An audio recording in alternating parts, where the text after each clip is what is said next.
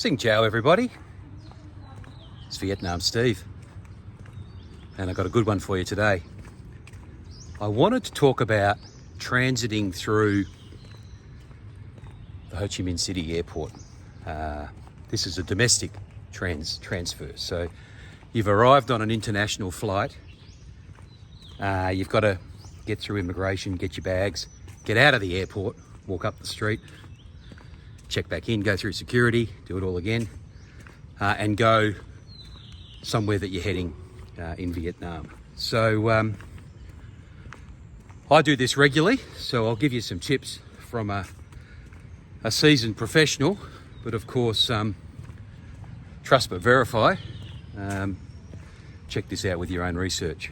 So flying into Saigon Airport, it's a good place to fly into. It's probably got flights from most places in the world, and when you get there, you're in the international airport. So you've landed, you've got off the plane.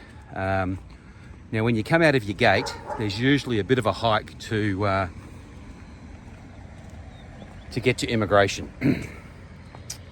They've got moving escalators, moving floors. You can get on them.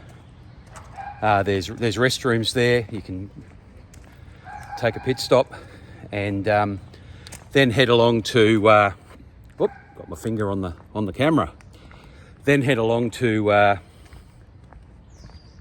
immigration to present your papers. Now, when you turn up, you're either going to have a visa in your passport, a bit of paper that is your visa, or you might have a thing called visa on arrival, where you actually have to duck around the corner, pay $30 and actually get your visa. So whatever you've got, when you get to the arrivals hall, that's what you've got to do, and then you queue up. And most of the lines do all passports. A couple do APAC business people, and a couple do premium passengers. But you're in the long queue. Pick the longest queue. That's where you're going to be. It's a slow process. The immigration people don't have anywhere to go, and they've got all day to get there. So it's a slow process. One stamp in a passport can sometimes take 5 minutes. So don't expect an efficient, speedy process. And then once you're through, come on, thank you. Down the escalators, and then you've got to quickly find out where you are going to get your bags from. So there's a number of terminals. I'll just walk past this guy here. He's got the local Amazon delivery, but he's got it all out on the footpath there, ready for people to come and pick it up and take it where it has to go. So this is Shopee in action in Vietnam. So you've got through immigration, and then you are identifying your baggage carousel.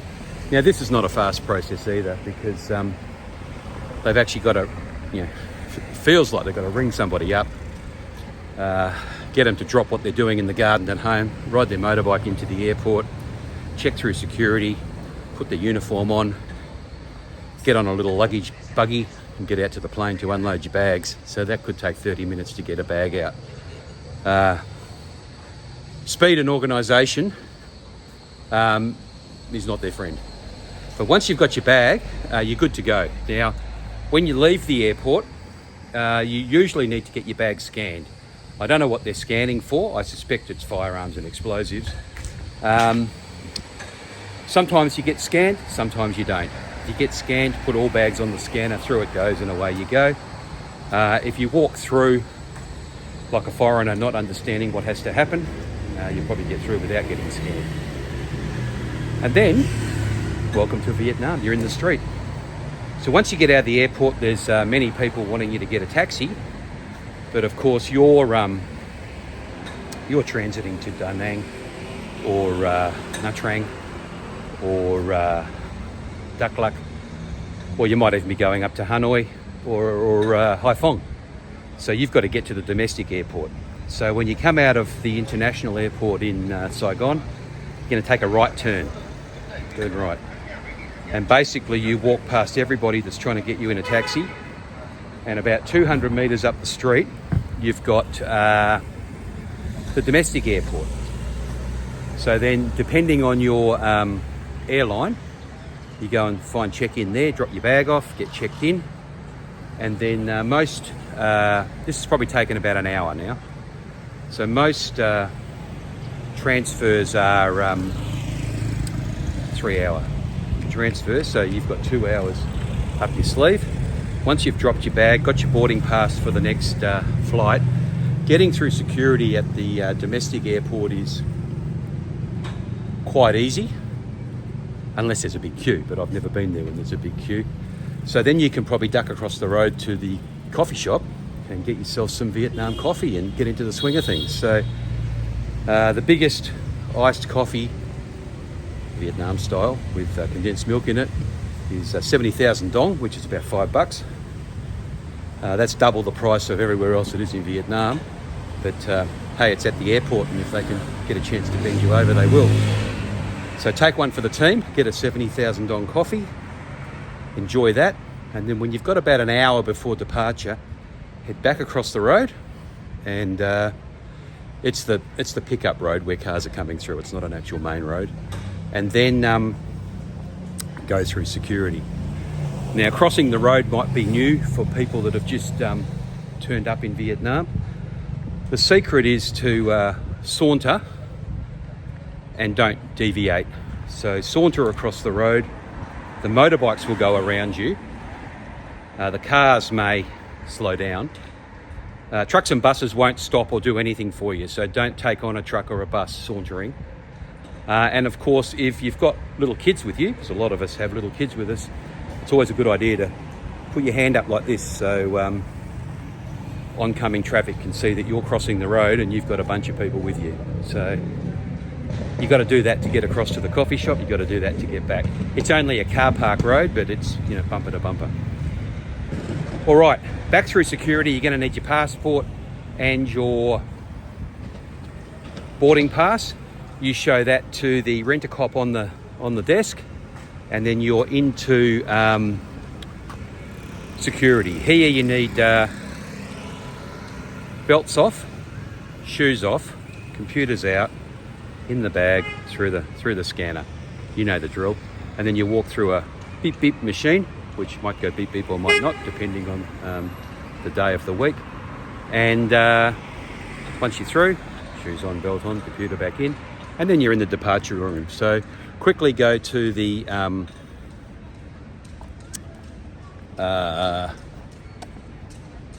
I'm crossing the road, so I'm sauntering and looking. Quickly go to the TV on the wall and figure out what gate you're going from. I usually go from gate 20, so that's pretty well straight ahead of where you go in there. And then you can sit down. So over on the right hand side, in the part of the terminal I'm in, there's a cafe that sells beer. You can grab yourself a quick beer there. I think the beers were about 70,000 from memory as well, which is a quick $5, probably 3 times the price of everywhere else. But again, take one for the team, bend over and buy yourself a beer. And that's it, you wait. When they call your flight, there's usually 2 queues. You line up, and again, because the first guy was so efficient, we have passports and boarding pass again to get you through the boarding gate. Now, boarding at the domestic airport in Saigon is not across the tarmac and up the stairs or down the boarding corridor that joins to the plane. You're going on a little bus. So you're out the door, you're into a little bus, you're standing up for what might be 15 minutes. They try and load the whole plane onto a little bus, but maybe there's going to be 2.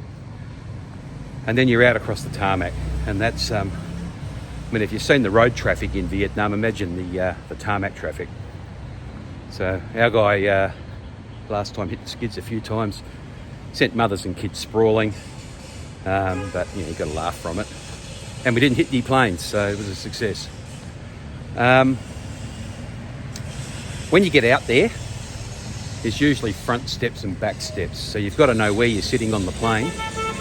I think 1 to 15's up the front steps, 16 to 95's up the back steps. Up the steps, again, you need your boarding pass to get up the steps. They don't want back step people going up the front steps, etc. So show your boarding pass 3 times to get on the plane. And then that's it. Find your seat, kick back, relax. Buy yourself some food or whatever you need on the plane. And Bob's your uncle. So I hope that helps you flying into Saigon on an international flight and transferring to a domestic. I'm going to sign off here.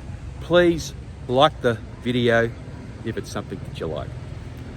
Subscribe to the content because that's the only way I know you get access to the latest entertainment. And of course, leave me a comment if you found something different when you've done a domestic transfer in Saigon. Let me know. The key takeaway, I think, is there's 2 terminals in Saigon, domestic and international, but nothing to worry about. They are connected, and it's about 200 metres up the street. So relax, enjoy your time.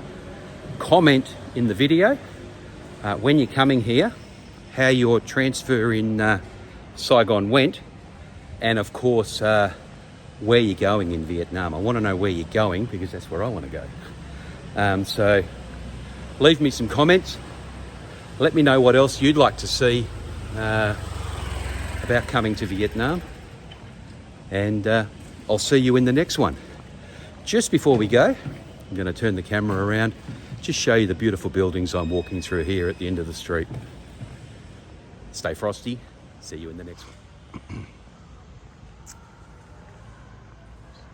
So the streets have no name, but the building is very French provincial, and